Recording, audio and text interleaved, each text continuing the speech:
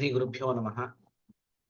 ನಾವು ಚರಕ ಸಂಹಿತೆಯ 3ನೇ ಚತುಷ್ಕವಾದಂತಹ ನಿರ್ದೇಶ ಚತುಷ್ಕದ 2ನೇ ಅಧ್ಯಾಯ ಮಹಾಚತುಷ್ಪಾದ ಅಧ್ಯಾಯವನ್ನ ನೋಡ್ತಾ ಇದ್ದೀವಿ. ಕಳೆದ ಬಾರಿ ನಾವು ಆತ್ರೇಯ ಮೈತ್ರೇಯ ಸಂವಾದವನ್ನ ನೋಡಿದ್ವಿ. ಇವತ್ತು ಅದರ ಮುಂದುವರಿದ ಭಾಗವನ್ನ ಇವತ್ತು ಶುರು ಮಾಡೋಣ.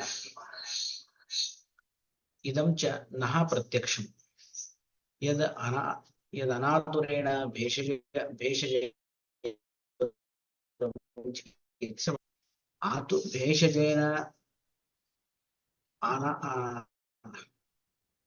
ಆತುರ ಗುಣದಿಂದ ವಿಪರೀತವಾದಂತಹ ಒಬ್ಬ ವ್ಯಕ್ತಿಯನ್ನ ಭೇಷಜವನ್ನು ಕೊಟ್ಟು ನಾವು ಚಿಕಿತ್ಸೆಯನ್ನ ಮಾಡುವಂತಹದ್ದು ನಮಗೆ ಎಲ್ಲ ಕಡೆ ನೋಡ್ಲಿಕ್ಕೆ ಸಿಗುತ್ತೆ.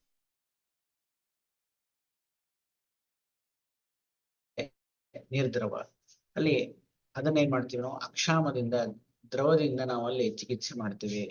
ಕೃಶಂ ಚ ದುರ್ಬಲಂ ಆಪ್ಯಾಯಮಾನ, ಕೃಶನಾದಂತಹ ವ್ಯಕ್ತಿ ಯಾರು ದುರ್ಬಲನಾಗಿರ್ತಾನೋ ಅವನನ್ನ ಆಪ್ಯಾಯನ ಮಾಡ್ತೀವಿ. ಆಪ್ಯಾಯನ ಅಂದ್ರೆ ಸಂದರ್ಪಣ ಚಿಕಿತ್ಸೆಯನ್ನ ಕೊಟ್ಟು ಅವನಿಗೆ ಚಿಕಿತ್ಸೆಯನ್ನ ಮಾಡ್ತೀವಿ. ಸ್ಥೂಲಂ ಮೇಧಸ್ವಿನಂ ಅಪತರ್ಪಯಾಮ, ಸ್ಥೂಲನಾದಂತಹ ಮೇಧಸ್ವಿಯಾದಂತಹ ರೋಗಿಯನ್ನ ಅಪತರ್ಪಣದ ಮುಖಾಂತರ ಚಿಕಿತ್ಸೆಯನ್ನ ಮಾಡ್ತೀವಿ. ಶೀತೇನ ಉಷ್ಣಾಭಿಭೂತಂ ಉಪಚರಾಮಃ, ಉಷ್ಣಾಭಿಭೂತನಾದಂತಹ ಆತುರ ಯಾವನಿರ್ತಾನೆ, ಉಷ್ಣ ಗುಣಕ್ಕೆ ತನ್ನನ್ನು ತಾನು ಉಡ್ದುಕೊಂಡು ಯಾರು ಉಷ್ಣದಿಂದ ಪರಿತಪಿಸ್ತಾ ಇರ್ತಾನೆ ಅಂಥವನಿಗೆ ಶೀತೋಪಚಾರವನ್ನು ಮಾಡಿ ಅವನನ್ನ ಚಿಕಿತ್ಸೆ ಮಾಡ್ತೀವಿ. ಶೀತಾಭಿಭೂತಂ ಉಷ್ಣೇನ, ಶೀತದಿಂದ ಬಳಲ್ತಾ ಇರ್ತಕ್ಕಂಥವನನ್ನ ಉಷ್ಣದಿಂದ ಅವನಿಗೆ ಉಪಚಾರ ಮಾಡ್ತೀವಿ. ನ್ಯೂನಾನ್ ಧಾತೂನ್ ಪೂರಯಾಮಃ, ಧಾತು ಕ್ಷಯ ಇದ್ದಾಗ, ಧಾತುಗಳಲ್ಲಿ ಸವಕಳಿ ಇದ್ದಾಗ ಅದನ್ನ ನಾವೇನ್ ಮಾಡ್ತೀವಿ, ಧಾತುಗಳನ್ನ ವೃದ್ಧಿ ಮಾಡ್ತಕ್ಕಂತಹ ದ್ರವ್ಯಗಳಿಂದ ಅದನ್ನೇ ಮಾಡ್ತೀವಿ, ಪೂರಣ ಮಾಡ್ತೀವಿ. ವ್ಯತಿರಿಕ್ತಾನ್ ಹ್ರಾಸಯಾಮಃ, ವ್ಯತಿರಿಕ್ತ ಶಬ್ದಕ್ಕೆ ಅರ್ಥ ಏನು ಅಂದ್ರೆ ಅತಿರಿಕ್ತವಾದಂತಹ ಧಾತುಗಳಿದ್ದಾಗ ಆ ಧಾತುಗಳನ್ನ ನಾವೇನ್ ಮಾಡ್ತೀವಿ, ಹ್ರಾಸ ಮಾಡ್ತೀವಿ. ನ್ಯೂನ ಇದ್ರೆ ಪೂರ್ಣ ಮಾಡ್ತೀವಿ, ಅಧಿಕ ಇದ್ರೆ ಅದನ್ನ ಹ್ರಾಸ ಮಾಡ್ತೀವಿ. ವ್ಯಾಧೀನ್ ಮೂಲ ವಿಪರ್ಯಯೇಣ ಉಪಚರಂತಹ ಸಮ್ಯಕ್ ಪ್ರಕೃತವು ಸ್ಥಾಪಯಾಮಃ, ವ್ಯಾಧೀನ್ ಈ ವ್ಯಾಧಿಗಳೇನಿರ್ತಾವ ಅವುಗಳಿಗೆ ಏನ್ ಮಾಡ್ತೀವಿ ನಾವು, ಯಾವ ರೀತಿ ಚಿಕಿತ್ಸೆ ಮಾಡ್ತೀವಿ ಅಂದ್ರೆ ಮೂಲ ವಿಪರ್ಯಯೇಣ, ಮೂಲ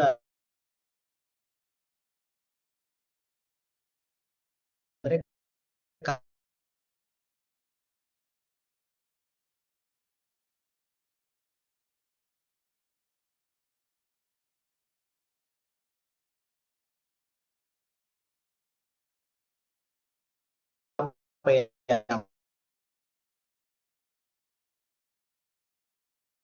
ಕುರ್ವತಾಂ ಅಯಂ ಭೇಷಜ ಸಮುದಾಯಃ ಕಾಂತತಮೋ ಭವತಿ ತೇಷಾಂ ನಃ ತಥಾ ಕುರ್ವತಾಂ, ನಾವು ಈ ಎಲ್ಲ ಅವಸ್ಥೆಗಳಲ್ಲಿ ಏನ್ ಮಾಡ್ತೀವಿ, ತಥಾ ಕುರ್ವತಾಂ ಅವುಗಳನ್ನ ಸರಿಪಡಿಸುವಂತಹ ಒಂದು ನಿಟ್ಟಿನಲ್ಲಿ ಏನ್ ಮಾಡ್ತೀವಿ, ಅಯಂ ಭೇಷಜ ಸಮುದಾಯ ಕಾಂತತಮೋ ಭವತಿ, ಇಲ್ಲಿ ಹೇಳಿರ್ತಕ್ಕಂತಹ ಭೇಷಜಗಳ ಸಮುದಾಯ ಏನಿದೆ, ಭೇಷಜಗಳ ಒಂದು ಸಮೂಹ ಏನಿದೆ ಅದು ಕಾಂತತಮಃ ಶ್ರೇಷ್ಠತಮವಾಗಿರುವಂತಹದ್ದು ಅನ್ನೋದನ್ನ ನಾವು ಪ್ರತ್ಯಕ್ಷವಾಗಿ ಕಾಣ್ತಾ ಇರ್ತೀವಿ. ಸೊ ಇಷ್ಟು ಮತ್ತೆ ಮುಂದುವರಿದು ಯಾವುದು ಆತ್ರೇಯ ಮತ್ತು ಮೈತ್ರೇಯರ ಸಂವಾದ ಏನ್ ನಡೀತಾ ಇತ್ತು ಅಲ್ಲಿ ಭೇಷಜ ಬೇಕೇ ಬೇಕು ಚಿಕಿತ್ಸೆಯಲ್ಲಿ ಅಂತ ಪ್ರತಿಪಾದನೆ ಮಾಡದಂತಹ ಆತ್ರೇಯರು ಮುಂದುವರಿದು ಈ ಒಂದು ವಿಷಯವನ್ನ ಮೈತ್ರೇಯರಿಗೆ ಹೇಳ್ತಾರೆ. ಇದರ ಚಕ್ರಪಾಣಿಯ ಒಂದು ವ್ಯಾಖ್ಯಾನವನ್ನ ನೋಡುವುದಾದರೆ, ಭೇಷಜಸ್ಯ ರೋಗ ಪ್ರಶಮ ಕರ್ತೃತ್ವೇ ಉಪಪತ್ಯುಂತರಂ ಆಹ, ಭೇಷಜ ಈ ಭೇಷಜ ಅಂದ್ರೆ ಔಷಧಿ ಏನಿದೆ ಅದರ ರೋಗ ಪ್ರಶಮ ಕರ್ತೃತ್ವೇ, ರೋಗವನ್ನು ಪ್ರಶಮನ ಮಾಡುವಲ್ಲಿ ಉಪಪತ್ಯಂತರಂ, ಉಪಪತ್ತಿ ಅಂತಂದ್ರೆ ಚಿಕಿತ್ಸಾ ಅಂತ, ಚಿಕಿತ್ಸೆಯ ಉಪಪತ್ಯಂತರ ಅಂದ್ರೆ ಬೇರೆ ವಿಧವಾಗಿ ಅದನ್ನ ಉಪಪತ್ತಿ ಅಂತಂದ್ರೆ ಒಂದು ಏನಂತಾರೆ ಯುಕ್ತ್ಯಂತರವನ್ನ ನಮಗೆ ಇಲ್ಲಿ ತಿಳಿಸ್ಕೊಡ್ತಾ ಇದ್ದಾರೆ. ಇದಂ ಚ ಇತ್ಯಾದಿ ಮುಂತಾದಂತಹ ಈ ಒಂದು ಸೂತ್ರದಿಂದ. ಅನಾತುರೇಣ ಇತಿ ಆತುರ ಗಣ ವಿಪರೀತೇನ, ಆತುರ ಗುಣಕ್ಕೆ ವಿಪರೀತನಾದಂತಹ ಅನಾತುರೇಣ ಭೇಷಜೇನ ಆತುರಂ ಚಿಕಿತ್ಸಾಯಾಮಃ ಅಂತಂದ್ರೆ ಏನು, ಒಬ್ಬ ಆತುರ ಇದ್ದಾನೆ, ಆತುರನಿಗೆ ಏನೆಲ್ಲ ಗುಣಗಳಿರ್ತವೆ, ಅಂಥ ಗುಣಗಳನ್ನ ಹೊಂದಿದಂತಹ ಆತುರನಿಗೆ ಏನ್ ಮಾಡ್ತೀವಿ, ಅನಾತುರೇಣ ಅಂದ್ರೆ ಸ್ವಸ್ಥ ವ್ಯಕ್ತಿಗೆ ಯಾವ ರೀತಿಯಾಗಿ ನಾವು ಮಾಡಬೇಕು ಆ ರೀತಿಯಾದಂತಹ ಭೇಷಜ ಔಷಧಿಗಳನ್ನ ಕೊಡುವುದ ಮುಖಾಂತರ ಅವನನ್ನ ಸ್ವಸ್ಥನನ್ನಾಗಿ ನಾವು ಸ್ವಸ್ಥನನ್ನಾಗಿ ಚಿಕಿತ್ಸೆ ಕೊಟ್ಟು, ಆತುರನಿಗೆ ಚಿಕಿತ್ಸೆ ಕೊಟ್ಟು ಅವನನ್ನ ಸ್ವಸ್ಥನನ್ನಾಗಿ ಪರಿವರ್ತನೆ ಮಾಡ್ತೀವಿ. ಆತುರಂ ಅನಾತುರೇಣ ಚಿಕಿತ್ಸಾಮಹ ಇತಿ ಯದುಕ್ತಂ ತಸ್ಯೈವ ವಿವರಣಂ. ಈಗ ಆತುರನಿಗೆ ಅನಾತುರದಿಂದ ಚಿಕಿತ್ಸೆ ಮಾಡ್ತೀವಿ ಅಂತಂದ್ರೆ ಯಾವ ರೀತಿಯಾಗಿ ಮಾಡ್ತೀವಿ ಅದರ ವಿವರಣೆಯೇ ಮುಂದಿನ ಒಂದು ಭಾಗ ಅಂತ ಚಿಕಿತ್ಸೆ ಇದು ಚಕ್ರಪಾಣಿಗಳಲ್ಲಿ ತಿಳಿಸ್ತಾ ಇದ್ದಾರೆ. ತಸ್ಯೈವ ವಿವರಣಂ ಕ್ಷಾಮಂ ಅಕ್ಷಾಮೇಣ ಇತ್ಯಾದಿ. ಕ್ಷಾಮಂ ಅಕ್ಷಾಮೇಣ ಮುಂತಾಗಿ ಅದನ್ನೇ ಇಲ್ಲಿ ತಿಳಿಸ್ಕೊಡ್ತಾ ಇದ್ದಾರೆ. ಕ್ಷಾಮೋ ನಿರ್ದ್ರವ. ಕ್ಷಾಮ ಅಂತಂದ್ರೇನು? ನಿರ್ದ್ರವ ಅಂದ್ರೆ ದ್ರವರಹಿತವಾದಂತಹದ್ದು ಅಂತ. ಕೃಶಂಚ ದುರ್ಬಲಂ ಆಪ್ಯಾಯಾಮಃ ಇತಿ ಸಂತರ್ಪಯಾಮಃ. ಕೃಶ ಮತ್ತು ದುರ್ಬಲನಾದಂತಹ ವ್ಯಕ್ತಿಯನ್ನ, ಆ ರೋಗಿಯನ್ನ ಏನ್ ಮಾಡ್ತೀವಿ? ಆಪ್ಯಾಯಾಮಃ ಅಂತಂದ್ರೆ ಸಂತರ್ಪಯಾಮಃ, ಸಂತರ್ಪಣ ಮಾಡ್ತೀವಿ. ದುರ್ಬಲನಾದಂತಹ ಕೃಶನಾದಂತಹ ರೋಗಿಯನ್ನ ನಾವೇನ್ ಮಾಡ್ತೀವಿ? ಅವನಿಗೆ ಸಂತರ್ಪಣ ಕೊಟ್ಟು ಅವನಲ್ಲಿ ಧಾತು ಸಾಮ್ಯವನ್ನ ತಗೊಂಡ್ಬರ್ತೀವಿ. ಇನ್ನ ವ್ಯತಿರಿಕ್ತಾನಿ ಇತಿ ಅತಿರಿಕ್ತಾನಿ ಇತ್ಯರ್ಥ. ವ್ಯತಿರಿಕ್ತಾನ್ ಹ್ರಾಸಯಾಮಃ ಅನ್ನುವಲ್ಲಿ ವ್ಯತಿರಿಕ್ತ ಅನ್ನುವಂತಹ ಶಬ್ದ ಪ್ರಯೋಗ ಮಾಡಿದ್ದಾರೆ. ವ್ಯತಿರಿಕ್ತ ಅನ್ನುವಂತಹ ಶಬ್ದಕ್ಕೆ ಏನ್ ಅರ್ಥ ಅಂತಂದ್ರೆ ಅತಿರಿಕ್ತ. ಅತಿರಿಕ್ತ ಅಂದ್ರೆ ಹೆಚ್ಚಿನದ್ದು ಅಂತ ಅರ್ಥ. ಅಂದ್ರೆ ಧಾತುಗಳಲ್ಲಿ ಅತಿಯಾದಂತಹ ಒಂದು ಬೆಳವಣಿಗೆ ಕಂಡು ಬಂದಾಗ ನಾವೇನ್ ಮಾಡ್ತೀವಿ? ಅಲ್ಲಿ ಅವುಗಳನ್ನ ಹ್ರಾಸ ಮಾಡ್ತೀವಿ ಅಂತ. ಮೂಲ ವಿಪರ್ಯಯಣ ಇತಿ ಕಾರಣ ವಿಪರ್ಯಯಣ. ಮೂಲ ಶಬ್ದಕ್ಕೆ ಕಾರಣ ಅಂತ ಅರ್ಥ. ಅಂದ್ರೆ ಯಾವುದರ ಕಾರಣ? ಇಲ್ಲಿ ವ್ಯಾಧಿಯ ಕಾರಣ ಅಂತ. ವ್ಯಾಧಿಯ ಕಾರಣಗಳನ್ನ ಏನ್ ಮಾಡ್ತೀವಿ? ಮೂಲ ವಿಪರ್ಯಯಣ. ವ್ಯಾಧೀನ್ ಮೂಲ ವಿಪರ್ಯಯಣ, ವ್ಯಾಧಿಗಳನ್ನ ಕಾರಣದ ವಿಪರ್ಯಯ, ಅದರ ವಿಪರೀತವಾಗಿ ಏನ್ ಮಾಡ್ತೀವಿ? ಉಪಚರಂತಹ ಸಮ್ಯಕ್ ಪ್ರಕೃತವು ಸ್ಥಾಪಯಾಮ. ನಿಧಾನಕ್ಕೆ ವಿಪರೀತವಾಗಿ ಸರಿಯಾಗಿ ಚಿಕಿತ್ಸೆ ಮಾಡಿ ಆ ರೋಗದಿಂದ ಬಳಲ್ತಕ್ಕಂತಹ ವ್ಯಕ್ತಿಗೆ ಮತ್ತೆ ಪ್ರಕೃತಿಯಲ್ಲಿ ಸ್ಥಾಪನ ಮಾಡ್ತೀವಿ ಅನ್ನೋದ್ರಲ್ಲಿ ಧಾತು ಸಾಮ್ಯವನ್ನ ಉಂಟು ಮಾಡ್ತೀವಿ ಅಂತ. ಇನ್ನ ತಚ್ಚ ಪ್ರಭಾವಾದಿತಿ ಬೋದ್ಧವ್ಯಂ. ಈಗ ಅದು ಹೇಗೆ ಕೆಲಸ ಮಾಡುತ್ತೆ ಅಂದ್ರೆ ಪ್ರಭಾವದ ಮುಖಾಂತರ ಇಲ್ಲಿ ಕೆಲಸ ಆಗ್ತದೆ ಅಂತ. ತೇನ ವಿಷವಿಕಾರಸ್ಯ ವಿಷೇಣ ಉಪಚರಣಂ ಏತತ್ ಪ್ರತ್ಯಕ್ಷಂ ಚ ಅನ್ಯದ ಉಪಗೃಹೀತಂ ಭವತಿ. ಇಲ್ಲಿ ಅದೇ ಪ್ರಭಾವ ಅಂತಂದ್ರೆ ಎಲ್ಲ ಕಡೆ ಪ್ರಭಾವವನ್ನು ನಾವು ತಿಳಿಲಿಕ್ಕೆ ಆಗೋದಿಲ್ಲ. ಈ ಕೆಲವೊಂದು ಸಂದರ್ಭಗಳಲ್ಲಿ ಮಾತ್ರ ಪ್ರಭಾವವನ್ನು ಹೇಳ್ಬೋದು. ಉದಾಹರಣೆಗೆ ಹೇಳ್ಬೇಕು ಅಂತಂದ್ರೆ ವಿಷವನ್ನ ತೆಗೆದುಕೊಂಡಾಗ, ಅಂದ್ರೆ ಒಬ್ಬ ವ್ಯಕ್ತಿ ಒಂದು ವಿಷಜಂತುವಿನ ಕಚ್ಚುವಿಕೆಗೆ ಒಳಗಾದಾಗ ಏನಾಗತ್ತೆ? ಅವನ ಶರೀರದಲ್ಲಿ ವಿಷದ ಪ್ರಭಾವ ಕಂಡು ಬರ್ತಾ ಇರುತ್ತೆ. ಅವಾಗ ನಾವೇನ್ ಮಾಡ್ತೀವಿ? ಅದು ಜಂಗಮ ವಿಷ ಆಗಿದ್ದರಿಂದಾಗಿ ಸ್ಥಾವರ ವಿಷವನ್ನು ಪ್ರಯೋಗ ಮಾಡ್ತೀವಿ. ಅದೇ ರೀತಿಯಾಗಿ ಸ್ಥಾವರ ವಿಷಕ್ಕೆ ಅವನು ಒಳಗಾಗಿದ್ದಾಗ, ಸ್ಥಾವರ ವಿಷದ ಬಾಧೆಗೆ ಒಳಗಾದಾಗ ಅಲ್ಲಿ ಜಂಗಮ ವಿಷಯವನ್ನು ಕೊಟ್ಟು ಅವನನ್ನ ಉಪಚರಿಸ್ತೀವಿ. ವಿಷವನ್ನ ಹೇಗೆ, ವಿಷಕ್ಕೆ ವಿಷ ಹೇಗೆ ಔಷಧಿ ಆಗುತ್ತೆ? ವಿಷದಿಂದ ವಿಷ ತೊಂದರೆ, ವಿಷದಿಂದ ಆಲ್ರೆಡಿ ಅವನು ಬಳಲ್ತಾ ಇದ್ದಾನೆ, ಅವನಿಗೆ ಮತ್ತೆ ವಿಷ ಕೊಟ್ಟಾಗ ಏನಾಗ್ಬೇಕು? ಇನ್ನಷ್ಟು ಅವನ ಬಳಲುವಿಕೆ ಜಾಸ್ತಿ ಆಗುತ್ತಲ್ಲ ಅಂತ ಪ್ರಶ್ನೆ ಬಂದ್ರೆ ಇಲ್ಲ, ವಿಷಕ್ಕೆ ವಿಷವೇ ಚಿಕಿತ್ಸೆ, ವಿಷದಿಂದ ನಾವು ನಿವಾರಣೆ ಮಾಡ್ತೀವಿ ಅನ್ನೋ ಅಭಿಪ್ರಾಯದಲ್ಲಿ ಇಲ್ಲಿ ನಮಗೆ ತಿಳಿಸ್ಕೊಡ್ತಾ ಇದ್ದಾರೆ. ಯಾಕಂದ್ರೆ ಅದು ಸ್ಥಾವರ ವಿಷ ಏನ್ ಮಾಡುತ್ತೆ? ಜಂಗಮವನ್ನ ಶಮನ ಮಾಡುತ್ತೆ. ಜಂಗಮ ವಿಷ ಸ್ಥಾವರವನ್ನ ಶಮನ ಮಾಡುತ್ತೆ. ಇದು ಯಾವ ರೀತಿಯಾಗಿ ಕೆಲಸ ಮಾಡುತ್ತೆ ಅಂದ್ರೆ ಇದು ಪ್ರಭಾವದಿಂದ ಕೆಲಸ ಮಾಡುತ್ತದೆ ಅಂತ ನಮಗೆ ಮುಂದಿನ ಅಧ್ಯಾಯಗಳಲ್ಲಿ ತಿಳಿಸುವವರಿದ್ದಾರೆ. ಅದನ್ನ ಇಲ್ಲಿ ಈ ಚಕ್ರಪಾಣಿಗಳು ಈ ಒಂದು ಏನು ಸಂದರ್ಭದಲ್ಲಿ ಆ ವಿಷಯವನ್ನು ಇಟ್ಕೊಂಡು ಪ್ರಭಾವದಿಂದ, ಅಂದ್ರೆ ಮೂಲ ವಿಪರ್ಯ ಅಂತಂದ್ರೆ ಕಾರಣಕ್ಕೆ ವಿಪರೀತವಾದಂತಹದ್ದು ಯಾವುದಿದೆ ಅದಕ್ಕನುಗುಣವಾಗಿ ನಾವು ಚಿಕಿತ್ಸೆ ಮಾಡ್ತೀವಿ ಅನ್ನುವಂತಹ ವಿಷಯವನ್ನ ತಿಳಿಸುವಲ್ಲಿ ಅದು ಪ್ರಭಾವದಿಂದ ಅಂತ ತಿಳಿಸ್ಕೊಡ್ತಾ ಇದ್ದಾರೆ. ಕಾಂತತಮೋ ವಿಕಾರ ಪ್ರಶಮಕತ್ವೇನ ಅಭೀಷ್ಟತಮಃ. ಕಾಂತತಮ ಅನ್ನುವಂತಹ ಶಬ್ದಕ್ಕೆ ಏನ ಅರ್ಥ ಅಂತಂದ್ರೆ ವಿಕಾರ ಪ್ರಶಮಕತ್ವೇನ ಅಭೀಷ್ಟತಮಃ. ವಿಕಾರವನ್ನ ಶಮನ ಮಾಡುವಲ್ಲಿ ನಮಗೆ ಅಭೀಷ್ಟತಮವಾಗಿದೆ, ಅತ್ಯಂತ ಇಷ್ಟತಮವಾಗಿದೆ. ಅದನ್ನ ಕಾಂತತಮ ಅನ್ನುವಂತಹ ಶಬ್ದದಿಂದ ನಮಗೆ ತಿಳಿಸ್ಕೊಡ್ತಾ ಇದ್ದಾರೆ. ಅನ್ಯೇ ಅರ್ಥಧರ್ಮೋಪಾಯ ಕಾಂತಾಃ ಕಾಂತತರಾಶ್ಚ ಅಯಂತು ಭೇಷಜ ಸಮುದಾಯ ಸರ್ವೋಚ್ಛೇದ ರೋಗಹರತ್ವೇನ ಕಾಂತತಮಃ. ಅನ್ಯೇ ಇನ್ನು ಕೆಲವರು ಏನಂತ ವ್ಯಾಖ್ಯಾನ ಮಾಡ್ತಾರೆ ಅಂದ್ರೆ ಅರ್ಥಧರ್ಮೋಪಾಯ, ಅರ್ಥ ಮತ್ತು ಧರ್ಮಗಳ ಉಪಾಯ ಏನಿದೆ ಅದನ್ನ ಕಾಂತತಮ ಅಂತ ಕರೀತಾರೆ. ಕಾಂತಾಹ ಕಾಂತತರಾಶ್ಚ, ಕಾಂತ ಮತ್ತು ಕಾಂತತರ ಅನ್ನುವಂತಹ ಎರಡು ಪದಗಳಿಂದ ಅರ್ಥ ಮತ್ತು ಧರ್ಮದ ಉಪಾಯಗಳೇನಿವೆ ಅವುಗಳನ್ನ ಕರೀತಾರೆ. ಅಯಂತು ಭೇಷಜ ಸಮುದಾಯ, ಇಲ್ಲಿ ಬಳಸ್ತಕ್ಕಂತಹ ಭೇಷಜ ಒಂದು ಸಮುದಾಯ ಏನಿದೆ ಅದು ಸರ್ವೋಚ್ಛೇದಕ ರೋಗಹರತ್ವೇನ, ಎಲ್ಲ ಬಗೆಯ ರೋಗಗಳನ್ನ ಸರ್ವೋಚ್ಛೇದ ಮಾಡುವಲ್ಲಿ, ಅಂದ್ರೆ ಮೂಲದಿಂದ ಉಚ್ಛೇದ ಮಾಡುವಲ್ಲಿ ಅದು ಶಕ್ತವಾಗಿರುವುದರಿಂದಾಗಿ ಅದನ್ನ ನಾವು ಕಾಂತತಮ ಅಂತ ಶಬ್ದದಿಂದ ಕರಿತೀವಿ ಅನ್ನುವಂತಹ ವಿಷಯವನ್ನ ನಮಗೆ ಈ ಒಂದು ಸೂತ್ರದಲ್ಲಿ ತಿಳಿಸಿಕೊಟ್ಟಿದ್ದಾರೆ.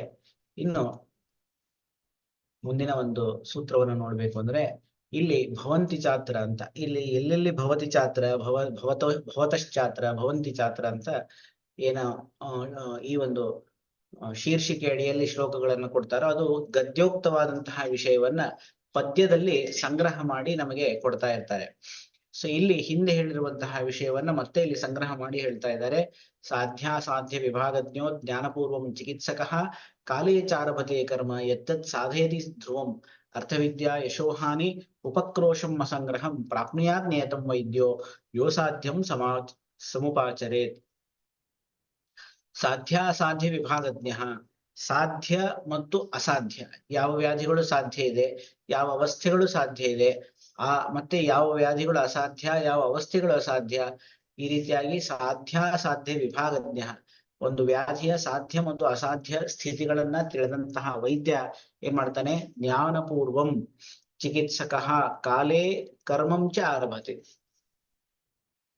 ಸರಿಯಾದ ಕಾಲದಲ್ಲಿ ಏನ್ ಮಾಡ್ತಾನೆ, ತನ್ನ ಚಿಕಿತ್ಸೆಯನ್ನ ಪ್ರಾರಂಭ ಮಾಡ್ತಾನೆ. ಈ ರೀತಿಯಾಗಿ ಚಿಕಿತ್ಸೆಯನ್ನ ಪ್ರಾರಂಭ ಮಾಡುವುದರ ಮುಖಾಂತರ ಏನ್ ಮಾಡ್ತಾನೆ, ಯತ್ ತತ್ ಸಾಧಯತಿ ಧ್ರುವಂ, ಆ ರೀತಿಯಾಗಿ ಸರಿಯಾದ ಕಾಲದಲ್ಲಿ ಪ್ರಾರಂಭ ಮಾಡದಂತಹ ಚಿಕಿತ್ಸೆ ಏನಿದೆ, ಜ್ಞಾನಪೂರ್ವಕವಾದಂತಹ ಸರಿಯಾದ ಕಾಲದಲ್ಲಿ ಆರಂಭ ಮಾಡದಂತಹ ಚಿಕಿತ್ಸೆ ಅದೇನ್ ಮಾಡ್ತದೆ, ಯತ್ತತ್ ಸಾಧಯತಿ ಧ್ರುವಂ, ಅದು ಸಾಧ್ಯವಾದಂತಹ ವ್ಯಾಧಿಗಳನ್ನ ಶಮನ ಮಾಡುವುದರಲ್ಲಿ ಯಾವುದೇ ಸಂಶಯವಿಲ್ಲ, ನಿಶ್ಚಿತವಾಗಿಯೂ ಕೂಡ ಎಲ್ಲ ಬಗೆಯ ಸಾಧ್ಯ ರೋಗಗಳನ್ನ ಶಮನ ಮಾಡುವಂತಹದ್ದು ಅಂತ. ಇನ್ನ ಅರ್ಥವಿದ್ಯಾ ಯಶೋಹಾನಿ ಉಪಕ್ರೋಶಂ ಅಸಂಗ್ರಹಂ ಪ್ರಾಪ್ನುಯಾತ್ ನಿಯತಂ ವೈದ್ಯೋ ಯೋ ಸಾಧ್ಯಂ ಸಮುಪಾಚರೇತ್. ಇನ್ನ ಯಾವ ವೈದ್ಯ ಅಸಾಧ್ಯವಾದಂತಹ ರೋಗಗಳನ್ನ ನಾನು ಚಿಕಿತ್ಸೆ ಮಾಡ್ತೀನಿ ಅಂತ ಮುಂದುವರಿತಾನೋ ಅವನಿಗೆ ಏನಾಗ್ತದೆ, ಅವನ ಒಂದು ಪರಿಸ್ಥಿತಿ ಯಾವ ರೀತಿಯಾಗಿ ಇರುತ್ತೆ ಅನ್ನೋದನ್ನ ಈ ಒಂದು ಶ್ಲೋಕದಲ್ಲಿ ನಮಗೆ ತಿಳಿಸ್ಕೊಡ್ತಾ ಇದ್ದಾರೆ. ಆ ವೈದ್ಯ ಏನ್ ಮಾಡ್ತಾನೆ, ಅಸಾಧ್ಯವನ್ನ ನಾನು ಸರಿಯಾಗಿ ಚೆನ್ನಾಗಿ ಟ್ರೀಟ್ ಮಾಡ್ತೀನಿ, ಅದನ್ನು ಚಿಕಿತ್ಸೆ ಮಾಡ್ತೀನಿ ಅಂತ ಹೊರಟಾಗ ಏನಾಗ್ತದೆ, ಅರ್ಥವಿದ್ಯಾ ಯಶೋಹಾನಿ, ಅರ್ಥಹಾನಿ, ವಿದ್ಯಾಹಾನಿ, ಯಶೋಹಾನಿ. ಅರ್ಥಹಾನಿ ಅಂತಂದ್ರೇನು, ದುಡ್ಡಿನ ಒಂದು ಹಾನಿಗೆ ಒಳಗಾಗ್ತಾನೆ, ಅವನಿರತಕ್ಕಂತಹ ಸಂಪತ್ತು ನಾಶವಾಗಿ ಹೋಗ್ತದೆ. ಉದಾಹರಣೆಗೆ ಹೇಳೋದಾದ್ರೆ, ನಾವು ಸರಿಯಾಗಿ ಟ್ರೀಟ್ಮೆಂಟ್ ಕೊಡದೇ ಇದ್ದಾಗ, ಅಥವಾ ನಾವು ಫಾಲ್ಸ್ ಪ್ರಾಮಿಸಸ್ ಮಾಡ್ತೀವಿ, ಇದನ್ನೆಲ್ಲ ನಾನು ಚಿಕಿತ್ಸೆ ಮಾಡಿ ಪೂರ್ಣ ಶಮನ ಮಾಡಿಬಿಡ್ತೀನಿ ಅಂತ ಹೇಳಿ ನಾವು ಫಾಲ್ಸ್ ಪ್ರಾಮಿಸಸ್ ಮಾಡಿದಾಗ ಏನಾಗುತ್ತೆ, ಪೇಷಂಟ್ಗೆ ಅದು ಚಿಕಿತ್ಸೆ ಸರಿಯಾಗದೇ ಹೋದಲ್ಲಿ ಅವರು ಕೋರ್ಟ್ ನಲ್ಲಿ ನಮ್ಮ ಮೇಲೆ ಕೇಸ್ ಹಾಕ್ಬಿಟ್ಟು ನಮಗೆ ಇಂತಿಷ್ಟು ದಂಡವನ್ನ ಅಥವಾ ಕಾಂಪೆನ್ಸೇಷನ್ಗಳನ್ನ ಕೇಳುವಂತಹ ಒಂದು ಸಂದರ್ಭ ಇರ್ತದೆ. ಆ ಸಂದರ್ಭದಲ್ಲಿ ಏನಾಗುತ್ತೆ, ಅರ್ಥಹಾನಿ ಅಂತ ಅನ್ನೋದಾಗ್ತದೆ. ಸೊ ಈ ರೀತಿಯಾಗಿ ಅರ್ಥಹಾನಿಗೆ ಒಳಗಾಗ್ತಾನೆ. ಇನ್ನ ವಿದ್ಯಾಹಾನಿ ಏಕೆ ಅಂತಂದ್ರೆ, ಈ ಒಂದು ಸಂದರ್ಭದಲ್ಲಿ ಏನಾಗ್ತದೆ ಅಂತಂದ್ರೆ, ಚಿಕಿತ್ಸಕ ತನ್ನಲ್ಲಿರ್ತಕ್ಕಂತಹ ಆತ್ಮವಿಶ್ವಾಸವನ್ನ ಕಳೆದುಕೊಳ್ಳುವಂತಹ ಒಂದು ಪ್ರಸಂಗಗಳಿರ್ತದೆ. ಅಲ್ಲಿ ಏನಾಗ್ತದೆ ಅಂತಂದ್ರೆ, ಅವನು ತನ್ನ ಏನಂತಾರೆ ಚಿಕಿತ್ಸೆಯ ಕೌಶಲವನ್ನೇ ಕಳೆದುಕೊಳ್ಳುವಂತಹ ಒಂದು ಸಂದರ್ಭ ಬಿಡ್ತದೆ. ಯಾಕಂದ್ರೆ ಈ ಸರ್ಕಮ್ಸ್ಟೆನ್ಸಸ್ ಆ ರೀತಿಯಾಗಿ ನಮಗೆ ನಿರ್ಮಾಣ ಆಗ್ಬಿಡ್ತಾವೆ, ಸಂದರ್ಭಗಳು ಆ ರೀತಿಯಾಗಿ ನಿರ್ಮಾಣ ಆಗೋದ್ರಿಂದ ವಿದ್ಯಾಹಾನಿ ಕೂಡ ಆಗುವಂತಹ ಸಂದರ್ಭ ಇರ್ತದೆ. ನಾನು ಓದಿದ್ ಸರಿ ಇದೆಯೋ ಇಲ್ವೋ, ನಾ ಕೊಟ್ಟಿದ್ ಸರಿ ಇದೆಯೋ ಇಲ್ವೋ ಅನ್ನುವಂತಹ ಸಂಶಯ ಅವನಿಗೆ ಬರ್ಲಿಕ್ಕೆ ಶುರು ಆಗ್ತದೆ. ಯಾವಾಗ ಆ ರೀತಿಯ ಬಂತು, ಅವನು ಸಾಧ್ಯವಾದಂತಹ ವ್ಯಾಧಿಗಳನ್ನು ಚಿಕಿತ್ಸೆ ಮಾಡ್ಲಿಕ್ಕೆ ತುಂಬಾ ಕಷ್ಟಪಡುವಂತಹ ಒಂದು ಸಂದರ್ಭ ಒದಗ್ತದೆ. ಇನ್ನ ಯಶೋಹಾನಿ ಅಂತಂದ್ರೆ, ಈ ರೀತಿಯಾಗಿ ಅಸಾಧ್ಯವಾದದ್ದನ್ನ ಚಿಕಿತ್ಸೆ ಮಾಡ್ಲಿಕ್ಕೆ ಹೊರಟಂತಹ ವೈದ್ಯ ಏನಾಗ್ಬಿಡ್ತಾನೆ, ಎಲ್ಲ ಕಡೆಗೆ ಅವನ ಅಪಪ್ರಚಾರ ಆಗ್ಲಿ, ಅವನ ಬಗ್ಗೆ ಅಪಪ್ರಚಾರ ಶುರು ಆಗುತ್ತೆ. ಈಗ ನಾವು ನೋಡ್ತೀವಿ ಎಲ್ಲ ಟಿವಿಗಳಲ್ಲಿ, ಮಾಧ್ಯಮಗಳಲ್ಲೆಲ್ಲ ಬಂದ್ಬಿಟ್ಟು, ಇಂತಹ ವೈದ್ಯ ಇಂಥದ್ದು ಫಾಲ್ಸ್ ಪ್ರಾಮಿಸ್ ಮಾಡಿ ಈ ರೀತಿಯಾದಂತಹ ಶಿಕ್ಷೆಗೆ ಒಳಗಾಗಿದ್ದಾನೆ ಅಂತ ಹೇಳಿ ನಾವೆಲ್ಲ ಮೀಡಿಯಾದಲ್ಲಿ ಬರುವಂತಹದ್ದು ಏನಿದೆ, ಅದು ಯಶೋಹಾನಿಗೆ ಒಂದು ಉದಾಹರಣೆ. ಅವನ ಯಶಸ್ಸು ಏನಿದೆ, ಅವನ ಒಂದು ಯಶಸ್ಸಿಗೆ ಹಾನಿ ಉಂಟಾಗ್ತದೆ. ಎಲ್ಲ ಕಡೆಗಳಲ್ಲಿ ಆ ವೈದ್ಯನ ಕುರಿತಾಗಿ ಕೆಟ್ಟು ಅಭಿಪ್ರಾಯಗಳು ಜನರಲ್ಲಿ ಮೂಡುವಂತಹ ಸಾಧ್ಯತೆ ಇರ್ತದೆ. ಉಪಕ್ರೋಶಂ ಅಸಂಗ್ರಹಂ, ಉಪಕ್ರೋಶ ಅಂತಂದ್ರೆ ಈ ಜನರೇನಿದ್ದಾರೆ ಅವನ ಮೇಲೆ ಕೋಪಗೊಳ್ಳುವಂತಹ ಸಾಧ್ಯತೆ ಇರ್ತದೆ. ಅಸಂಗ್ರಹ ಅಂತಂದ್ರೆ ಜನರಲ್ಲಿ ಅಪವಾದ ಬರ್ತದೆ. ಜೊತೆಗೆ ಅಸಂಗ್ರಹ ಅಂದ್ರೆ ಚಿಕಿತ್ಸಾರ್ಥಂ ಅನುಪಾದಾನ, ಅಂದ್ರೆ ಜನರು ಅವನ ಕಡೆ ಚಿಕಿತ್ಸೆಗೆ ಬರೋದೇ ಇಲ್ಲ, ಅಥವಾ ರಾಜರು ಅವನನ್ನ ಚಿಕಿತ್ಸೆ ಮಾಡುವುದಕ್ಕೆ ಅವನಿಗೆ ವಿರೋಧವನ್ನು ವ್ಯಕ್ತಪಡಿಸ್ತಾರೆ. ಅಂದ್ರೆ ಏನು, ಅವನ ಪ್ರಾಕ್ಟೀಸ್ ಮಾಡ್ಬೇಕು ಅಂದ್ರೆ ಅವನಿಗೆ ಒಂದು ಲೈಸೆನ್ಸ್ ಇರಬೇಕು. ಆ ಲೈಸೆನ್ಸ್ ಅನ್ನ ರದ್ದು ಮಾಡುವಂತಹ ಒಂದು ಸಂದರ್ಭ ಕೂಡ ಬಂದು ಒದಗುವಂತಹ ಸಂದರ್ಭ ಇರ್ತದೆ. ಆದ್ದರಿಂದಾಗಿ ಅಸಾಧ್ಯಗಳನ್ನ ನಾವು ಯಾವತ್ತೂ ಚಿಕಿತ್ಸೆ ಮಾಡಬಾರ್ದು. ಪ್ರಾಪ್ನುಯಾತ್ ನಿಯತಂ ವೈದ್ಯೋ, ನಿಯತ ಅಂದ್ರೆ ನಿಶ್ಚಿತವಾಗಿಯೂ ಕೂಡ ಈ ಎಲ್ಲ ವಿಷಯಗಳನ್ನ ಅಸಾಧ್ಯವನ್ನ ಸಾಧ್ಯಂ ಸಮುಪಾಚರೇತಿ, ಯಾವ ವೈದ್ಯ ಅಸಾಧ್ಯಗಳನ್ನ ನಾನು ಸಮುಪಾಚರೇತ್ ಅಂದ್ರೆ ಸರಿಯಾಗಿ ಚೆನ್ನಾಗಿ ಟ್ರೀಟ್ ಮಾಡ್ತೀನಿ ಅಂತ, ಚೆನ್ನಾಗಿ ಉಪಚಾರ ಮಾಡ್ತೀನಿ ಅಂತ ಹೊರಡ್ತಾನೋ ಅವನು ಈ ಎಲ್ಲ ಹಾನಿಗಳಿಗೆ ನಿಶ್ಚಿತವಾಗಿಯೂ ಕೂಡ ಒಳಗಾಗ್ತಾನೆ ಅಂತ ಇಲ್ಲಿ ಹೇಳ್ತಾ ಇದ್ದಾರೆ. ಆದ್ದರಿಂದಾಗಿ ಯಾವತ್ತೂ ಕೂಡ ನಾವು ಸಾಧ್ಯ ರೋಗಗಳನ್ನ ಚಿಕಿತ್ಸೆ ಮಾಡ್ಲಿಕ್ಕೆ ಬಯಸ್ಬೇಕೇ ಹೊರತು ಅಸಾಧ್ಯ ರೋಗಗಳನ್ನ ಚಿಕಿತ್ಸೆ ಮಾಡ್ಲಿಕ್ಕೆ ಬಯಸಬಾರದು. ಒಂದು, ಆ ಚಿಕಿತ್ಸೆಯಲ್ಲಿ ನಮಗೆ ಯಾವುದೇ ವಿಧವಾದಂತಹ ಯಶಸ್ಸು ಸಿಗೋದಿಲ್ಲ, ಉಲ್ಟಾ ಏನಾಗುತ್ತೆ, ನಮ್ಮ ಯಶಸ್ಸಿಗೆ ಹಾನಿ ಬಂದ್ಬಿಡುತ್ತದೆ. ಆದ್ದರಿಂದಾಗಿ ಯಾವುದೇ ಸಂದರ್ಭದಲ್ಲೂ ಕೂಡ ಅಸಾಧ್ಯವಾದಂತಹ ರೋಗ ಇದ್ರೆ ಅದನ್ನ ನಾನು ಚೆನ್ನಾಗಿ ಚಿಕಿತ್ಸೆ ಮಾಡಿ ಅದನ್ನು ಗುಣಪಡಿಸ್ತೀನಿ ಮುಂತಾದಂತಹ ನಮ್ಮ ಪ್ರತಿಜ್ಞೆಗಳಿಂದ ನಾವು ದೂರ ಇರಬೇಕು. ಅಸಾಧ್ಯಗಳನ್ನ ಚಿಕಿತ್ಸೆ ಮಾಡಬಾರದು ಅಂತ ಇಲ್ಲಿ ತಿಳಿಸ್ಕೊಡ್ತಾ ಇದ್ದಾರೆ. ಒಟ್ಟು ಇಲ್ಲಿ ಎರಡನ್ನೂ ಹೇಳಿದ್ರು. ಸಾಧ್ಯವಾದಂತಹ ರೋಗಗಳನ್ನ ಚಿಕಿತ್ಸಾ ಮಾಡಿದಾಗ ಏನಾಗುತ್ತೆ, ಸರಿಯಾಗಿ ರೋಗ ಸಂಪೂರ್ಣವಾಗಿ ಗುಣಮುಖನಾಗ್ತಾನೆ, ರೋಗಿ ಎದ್ದು ಕೂತ್ಕೊಳ್ತಾನೆ. ಅದೇ ರೀತಿಯಾಗಿ ಅಸಾಧ್ಯವಾದ ಚಿಕಿತ್ಸಾ ಮಾಡಿದಾಗ ಏನಾಗುತ್ತೆ, ರೋಗಿ ಗುಣ ಹೊಂದೋದಿಲ್ಲ. ಉಲ್ಟಾ ಏನಾಗುತ್ತೆ, ಅದರ ಬದಲಾಗಿ ಏನಾಗುತ್ತೆ, ವೈದ್ಯನೇ ಅನೇಕ ವಿಧವಾದಂತಹ ಹಾನಿಗಳಿಗೆ ಒಳಗಾಗಬೇಕಾಗುತ್ತೆ ಅಂತ ಇಲ್ಲಿ ತಿಳಿಸ್ಕೊಟ್ರು. ಇನ್ನು ಚಕ್ರಪಾಣಿಯ ಒಂದು ವ್ಯಾಖ್ಯಾನವನ್ನು ನೋಡೋದಾದ್ರೆ, ಜ್ಞಾನಪೂರ್ವಂ ಇತಿ ಭೇಷಜಾದಿ ಜ್ಞಾನಪೂರ್ವಂ, ಜ್ಞಾನಪೂರ್ವಂ ಸಮಾಚರೇ ಅಂತ, ಜ್ಞಾನಪೂರ್ವಂ ಚಿಕಿತ್ಸಕ ಅಂತ ಏನ್ ಹೇಳಿದಾರೋ ಅಲ್ಲಿ ಜ್ಞಾನಪೂರ್ವ ಅಂತಂದ್ರೆ ಭೇಷಜಾದಿ ಜ್ಞಾನಪೂರ್ವಂ, ಭೇಷಜಾದಿ ಜ್ಞಾನಗಳನ್ನ ಪೂರ್ವದಲ್ಲಿಯೇ ಹೊಂದಿದವನಾಗಿ ಯತ್ ಕರ್ಮ ಆರಭತೆ, ಯಾವ ಚಿಕಿತ್ಸೆಯನ್ನು ಆರಂಭ ಮಾಡ್ತಾನೋ ತತ್ ಕರ್ಮ ಚಿಕಿತ್ಸಾ ರೂಪಂ, ಆ ಚಿಕಿತ್ಸೆ ರೂಪವಾದಂತಹ ಕರ್ಮ ಏನಿದೆ ಅದು ಸಾಧ್ಯಂ ಇದು ಶೇಷಃ. ಸಾಧಯತಿ ಅಂತಂದ್ರೆ ಧ್ರುವಂ ಅಂದ್ರೆ ನಿಶ್ಚಿತವಾಗಿಯೂ ಕೂಡ ಅದು ಸಾಧಯತಿ ಅಂದ್ರೆ ಸಾಧನೆ ಮಾಡುತ್ತೆ, ಅಂದ್ರೆ ಚಿಕಿತ್ಸೆಯಿಂದ ಗುಣಪಡಿಸುತ್ತೆ ಅಂತ ಹೇಳಿದ್ರಿ. ಇಲ್ಲಿ ಏನಂತ ಗುಣಪಡಿಸುತ್ತೆ ಅಂತಂದ್ರೆ ಸಾಧ್ಯಮಿತಿ ಶೇಷಃ, ಸಾಧ್ಯ ಅನ್ನುವಂತಹ ಶಬ್ದವನ್ನ ನಾವಿಲ್ಲಿ ಇಟ್ಕೊಳ್ಬೇಕು. ಅಂದ್ರೆ ಏನು, ಸಾಧ್ಯಂ ಸಾಧಯತಿ ಧ್ರುವಂ ಅಂತ ಅಂದ್ರೆ ಸಾಧ್ಯವಾದಂತಹ ವ್ಯಾಧಿಯನ್ನ ನಿಶ್ಚಿತವಾಗಿಯೂ ಕೂಡ ಅದು ಸಾಧನೆ ಮಾಡ್ತದೆ ಅಂತ ಅರ್ಥ.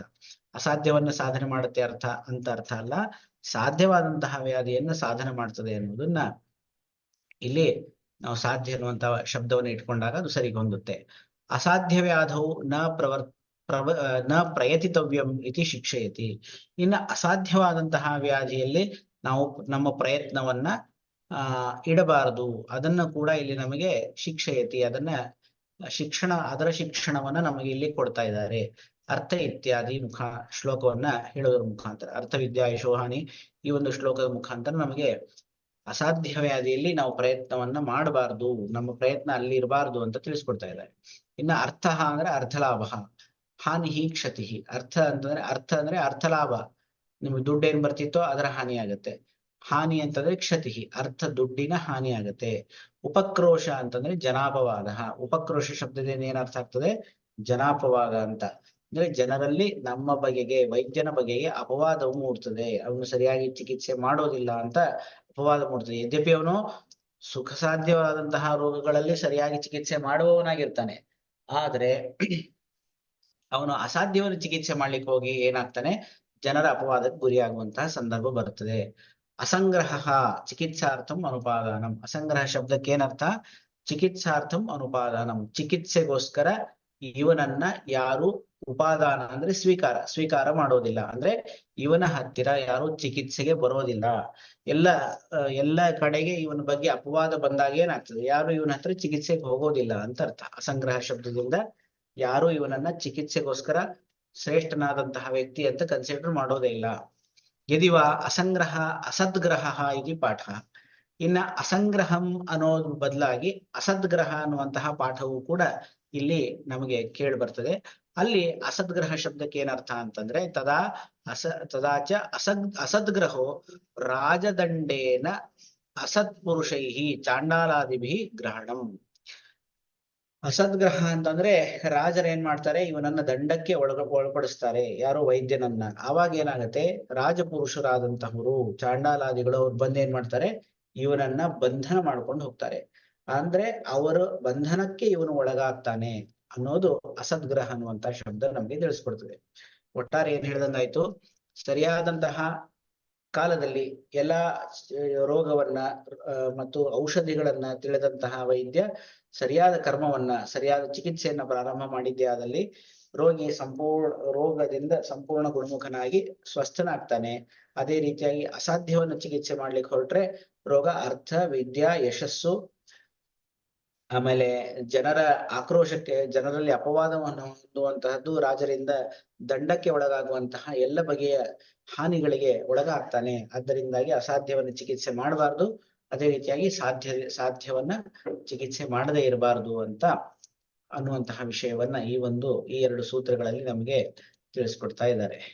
ಇನ್ನ ಸಾಧ್ಯವಾದಂತಹ, ಈ ಹಿಂದೆ ಸಾಧ್ಯವಾದಂತಹದ್ದನ್ನ ಚಿಕಿತ್ಸೆ ಮಾಡಬೇಕು ಅಂತ ಹೇಳಿದ್ರು, ಮತ್ತು ಸಾಧ್ಯ ಲಕ್ಷಣ ಯಾವುದು ಅಂತ ಗೊತ್ತಾಗ್ಬೇಕಲ್ಲ, ಅದಕ್ಕೋಸ್ಕರ ಸುಖ ಸಾಧ್ಯ ಲಕ್ಷಣಗಳನ್ನ ಇಲ್ಲಿ ನಮ್ಗೆ ತಿಳಿಸ್ಕೊಡ್ತಾ ಇದ್ದಾರೆ. ಸುಖ ಸಾಧ್ಯಂ ಮತಂ ಸಾಧ್ಯಂ ಕೃಚ ಸಾಧ್ಯಂ ಮಥಾಪಿವ ದ್ವಿವಿಧಂ ಚಾಪ್ಯ ಸಾಧ್ಯಂ ಸ್ಯಾದ್ ವ್ಯಾಪ್ಯಂ ಚ ಯಚ್ಚಾನುಪಕ್ರಮಂ ಸಾಧ್ಯಾನಾಂ ತ್ರಿವಿಧಶ್ಚಾಲ್ಪಂ ಮಧ್ಯ ಉತ್ಕೃಷ್ಟತಾಂ ಪ್ರತಿ ವಿಕಲ್ಪೋನತ್ವ ಸಾಧ್ಯಾನಾಂ ನಿಯತಾನಾಂ ವಿಕಲ್ಪನಾ. ಇನ್ನ ರೋಗಗಳಲ್ಲಿ ಎಷ್ಟು ಬಗೆಯ ಈ ಪ್ರೋಗ್ನೋಸಿಸ್ ಅಂತ ಏನ್ ಹೇಳ್ತೀವಿ, ಸಾಧ್ಯತೆಯನ್ನ ಇಲ್ಲಿ ತಿಳಿಸ್ಕೊಡ್ತಾ ಇದ್ದಾರೆ. ಒಂದು ವ್ಯಾಧಿ ಅದು ಹೇಗಿರಬಹುದು, ಸುಖ ಸಾಧ್ಯಂ ಮತಂ ಸಾಧ್ಯಂ ಕೃಚ್ರ ಸಾಧ್ಯ ಮತಾಪ್ಯುವ. ಸಾಧ್ಯದಲ್ಲಿ ಎರಡು ವಿಭಾಗ ಇದೆ, ಏನೋ ಸುಖ ಸಾಧ್ಯ ಮತ್ತು ಕೃಚ್ರ ಸಾಧ್ಯ. ಸುಖ ಸಾಧ್ಯ ಅಂತಂದ್ರೆ ಸುಖಪೂರ್ವಕವಾಗಿ ಯಾವುದು ಚಿಕಿತ್ಸೆಯನ್ನು ಮಾಡಬಹುದು ಅದನ್ನ ಸುಖ ಸಾಧ್ಯ ಅಂತ ಕರೀತಾರೆ. ಕಷ್ಟಪೂರ್ವಕವಾಗಿ ಚಿಕಿತ್ಸೆ ಮಾಡುವಂತಹದ್ದೇನಿದೆ ಅದನ್ನ ಕೃಚ್ರ ಸಾಧ್ಯ ಅಂತ ಕರೀತಾರೆ. ಅದು ಎರಡು ಬಗೆ ಇರಬಹುದು, ಯಾವುದು ಸುಖ ಸಾಧ್ಯ ಆದ್ರೂ ಆಗಿರಬಹುದು, ಕೃಚ್ರ ಸಾಧ್ಯ ಆದ್ರೂ ಆಗಿರಬಹುದು. ದ್ವಿವಿಧಂ ಚಾಪ್ಯ ಸಾಧ್ಯಂ ಯದ್ ಯಾಪ್ಯಂ ಯಚ್ಚ ಅನುಪಕ್ರಮಂ. ಸುಖ ಸಾಧ್ಯದ ಹಾಗೆ ಅಸಾಧ್ಯದಲ್ಲೂ ಕೂಡ ಎರಡು ಬಗೆಯ ವಿಭಾಗಗಳಿವೆ. ಏನೋ ಒಂದು ಅಸಾಧ್ಯ ಅಂತ, ಒಂದು ಯಾಪ್ಯ ಅಂತ, ಎರಡನೇದು ಅನುಪಕ್ರಮ ಅಂತ. ಯಾಪ್ಯ ಅಂತಂದ್ರೆ ಯಾಪನ ಮಾಡುವಂತಹದ್ದು.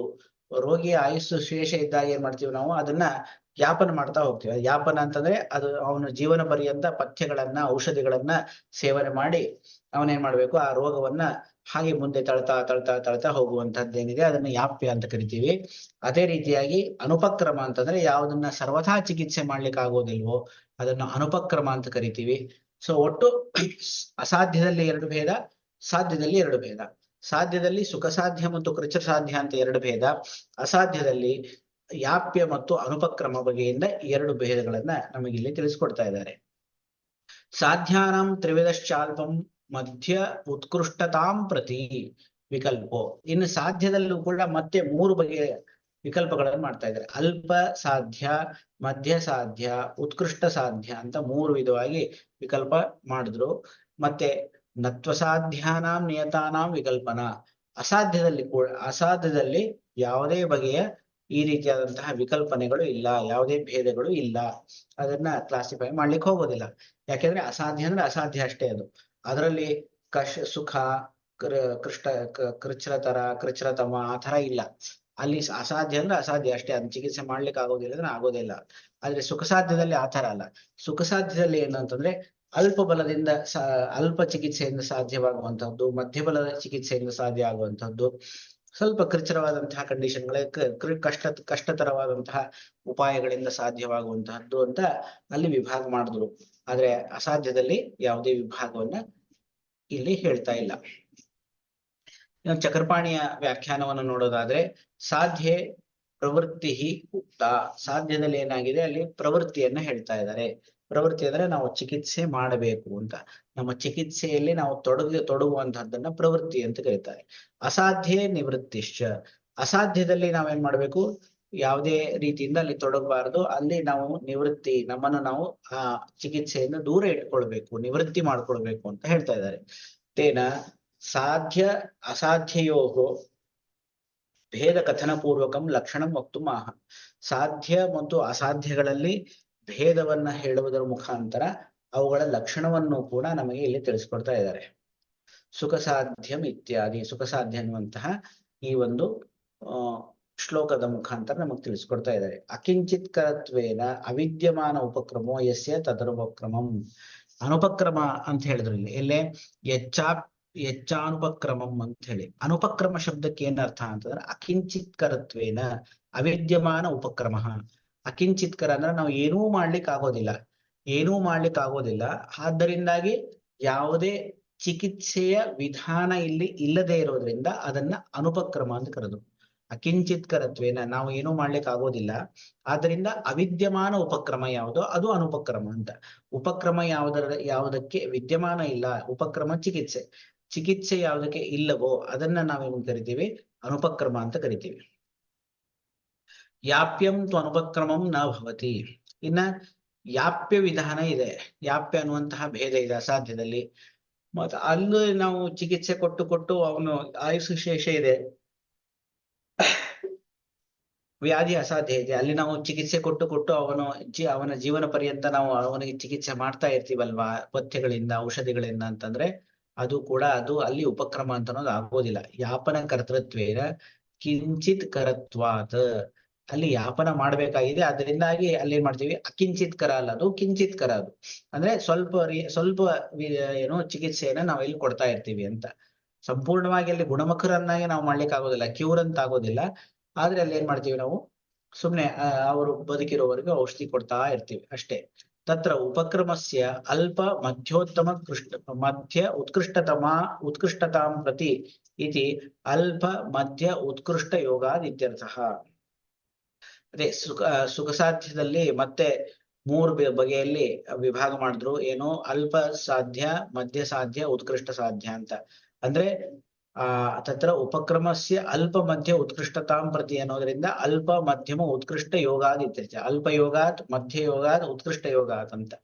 ಅಂದ್ರೆ ಸ್ವಲ್ಪ ಔಷಧಿಯನ್ನು ಕೊಡೋದು, ಮಧ್ಯ ಅಂದ್ರೆ ಮಧ್ಯಮವಾಗಿ ಔಷಧಿಯನ್ನು ಕೊಡುವಂತಹದ್ದು, ಉತ್ಕೃಷ್ಟ ಜಾಸ್ತಿ ಔಷಧಿ ಕೊಡುವಂಥದ್ದು. ಜಾಸ್ತಿ ಅಂದ್ರೆ ಅದು ವೀರ್ಯತಃ ಆಗಿರ್ಬೋದು, ಪ್ರಮಾಣತಃ ಆಗಿರ್ಬೋದು, ಉಪಕ್ರಮ ಆಗಿರ್ಬೋದು, ಯಾವ್ದಾದ್ರು ಆಗಿರ್ಬೋದು. ಸೊ ಈ ರೀತಿಯಾಗಿ ಅಲ್ಪ, ಮಧ್ಯ ಮತ್ತು ಉತ್ಕೃಷ್ಟ ಉಪಾಯಗಳಿಂದ ನಾವು ಚಿಕಿತ್ಸೆ ಮಾಡುವಂತಹದ್ದು ಅಂತ. ತೇನ ಅಲ್ಪ ಸಾಧ್ಯಂ ಅಲ್ಪೋಪಾಯ ಸಾಧ್ಯಂ, ಮಧ್ಯ ಸಾಧ್ಯಂ ಮಧ್ಯೋಪಾಯ ಸಾಧ್ಯಂ, ಉತ್ಕೃಷ್ಟ ಸಾಧ್ಯಂ ಉತ್ಕೃಷ್ಟೋಪಾಯ ಸಾಧ್ಯಮಿತಿ ಭೇದತ್ರಯಂ ಸಾಧ್ಯಾನಾಂ ಭವತಿ. ಅಲ್ಪ ಸಾಧ್ಯ ಅಂತಂದ್ರೇನು, ಅಲ್ಪವಾದಂತಹ ಸಾಧನಗಳಿಂದ ನಾವು ಚಿಕಿತ್ಸೆ ಮಾಡಿದ್ರೆ ಅದನ್ನ ಅಲ್ಪೋಪಾಯ ಸಾಧ್ಯ ಅಂತ ಹೇಳ್ತೀವಿ. ಮಧ್ಯಮ ಸಾಧ್ಯ ಅಂತಂದ್ರೆ ಮಧ್ಯಮವಾದಂತಹ ಉಪಾಯಗಳಿಂದ ಅದನ್ನ ಸಾಧನ ಮಾಡಿದಾಗ ಮಧ್ಯೋಪಾಯ ಸಾಧ್ಯ ಅಂತ ಹೇಳ್ತೀವಿ. ಇನ್ನು ಉತ್ಕೃಷ್ಟವಾದಂತಹ ಸಾಧನಗಳಿಂದ ನಾವು ಅದನ್ನ ಚಿಕಿತ್ಸೆ ಮಾಡಿದಾಗ ಉತ್ಕೃಷ್ಟ ಉಪಾಯ ಸಾಧ್ಯ ಅಂತ ಹೇಳ್ತೀವಿ. ಈ ರೀತಿಯಾಗಿ ಸಾಧ್ಯದಲ್ಲಿ 3 ಭೇದಗಳನ್ನ ನಾವು ಇಲ್ಲಿ ಕಾಣಬಹುದು. ಇನ್ನ ಅಸಾಧ್ಯಾನಾಂತು ನಿಯತಾನಾಮಿತಿ ಯಾಪ್ಯ ವ್ಯತಿರಿಕ್ತಾನಾಂ ಉಪಕ್ರಮಾಣಾಂ. ಅಸಾಧ್ಯಾನಾಂತು ನಿಯತಾನಾಂ ಅಂತ ಹೇಳಿದ್ರಲ್ಲ, ಅಸಾಧ್ಯಾನಾಂ ನತ್ವಸಾಧ್ಯಾನಾಂ ನಿಯತಾನಾಂ ವಿಕಲ್ಪನಾ ಅಂತ ಹೇಳಿ, ಅಲ್ಲಿ ಅಸಾಧ್ಯಾನಾಂತು ನಿಯತಾನಾಂ ಅಂತ ಹೇಳೋದ್ರ ಮುಖಾಂತರ ಯಾಪ್ಯ ವ್ಯತಿರಿಕ್ತಾನಾಂ ಅನುಪಕ್ರಮಾಣಾಂ, ಯಾಪ್ಯವನ್ನು ಹೊರತುಪಡಿಸಿ ಅನುಪಕ್ರಮ ಅಂತ ಏನೊಂದು ಭೇದ ಇದೆ ಅಲ್ಲಿ ಅಂತ ಅರ್ಥ. ಯಾಕೆ ಯಾಪ್ಯದಲ್ಲಿ ನಾವೇನ್ ಮಾಡ್ತೀವಿ, ಕಿಂಚಿತ್ಕರ ಆಗಿರ್ತದ, ಅಲ್ಲಿ ಸ್ವಲ್ಪ ನಾವು ಔಷಧಿ ಮತ್ತು ಪಥ್ಯಗಳನ್ನು ಕೊಟ್ಟು ಅಲ್ಲಿ ರೋಗಿಯನ್ನ ಇಬ್ಬರನ್ನು ಯಾಪನ ಮಾಡ್ತಾ ಇರ್ತೀವಿ. ವಿಕಲ್ಪನಾ ಅಂದ್ರೆ ವಿಕಲ್ಪ ಅಂತ. ವಿಕಲ್ಪನಾ ಶಬ್ದಕ್ಕೆ ಏನರ್ಥ, ವಿಕಲ್ಪ ಅಂತ. ನಾಸ್ತಿ ಇತಿ ಏವಂಭೂತ ಅಲ್ಪ ಸಾಧ್ಯಾದಿ ರೂಪ ನಾಸ್ತಿ.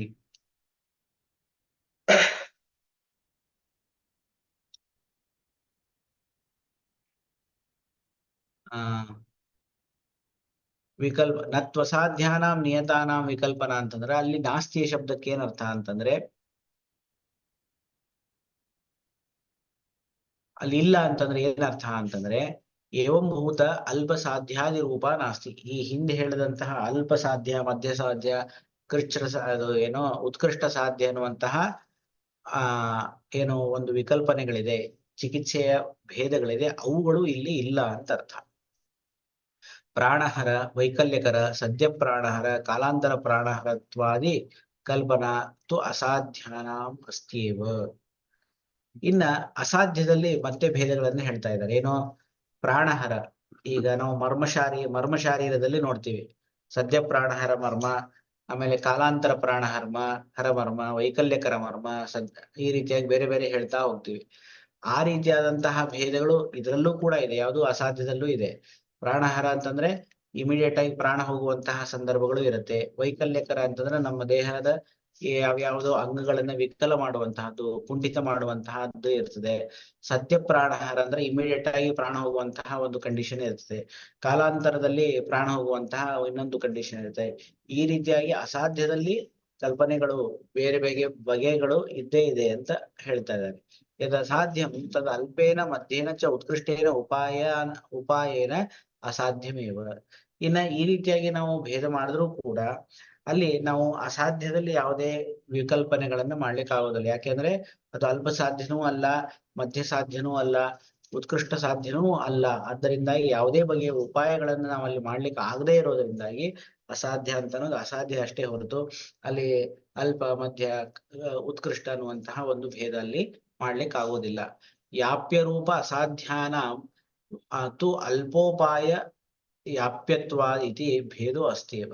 ಇನ್ನು ಯಾಪ್ಯ ರೂಪವಾದಂತಹ ಅಸಾಧ್ಯ ಏನಿದೆ ಅಲ್ಲಿ ಅಲ್ಪ ಚಿಕಿತ್ಸೆಯನ್ನ ನಾವು ಮಾಡ್ಲಿಕ್ಕೆ ಆಗತ್ತೆ. ಅಂದ್ರೆ ಯಾವ ಚಿಕಿತ್ಸೆಯನ್ನ ಮಾಡೋದ್ರಿಂದ ಆ ರೋಗಿಯ ಪ್ರಾಣಧಾರಣೆ ಆಗ್ತದೋ ಅಷ್ಟು ಬಗೆಯಲ್ಲಿ ನಾವು ಅಲ್ಲಿ ಚಿಕಿತ್ಸೆಯನ್ನು ಮಾಡಿ ರೋಗಿಯ ಪ್ರಾಣ ರಕ್ಷಣೆಯನ್ನು ಮಾಡಿ ಅವನು ಆಯುಸ್ಸು ಮುಗಿಯೋವರೆಗೂ ಅವನನ್ನ ನಾವು ತಕ್ಕ ಮಟ್ಟಿಗೆ ಆರೋಗ್ಯದಲ್ಲಿ ಇರಿಸುವಂತಹ ಪ್ರಯತ್ನವನ್ನು ಮಾಡಬಹುದು ಅಂತ ಇಲ್ಲಿ ಚಕ್ರಪಾಣಿಗಳು ತಿಳಿಸ್ತಾ ಇದ್ದಾರೆ.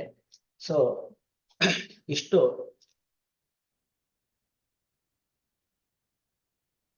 ಈ ಒಂದು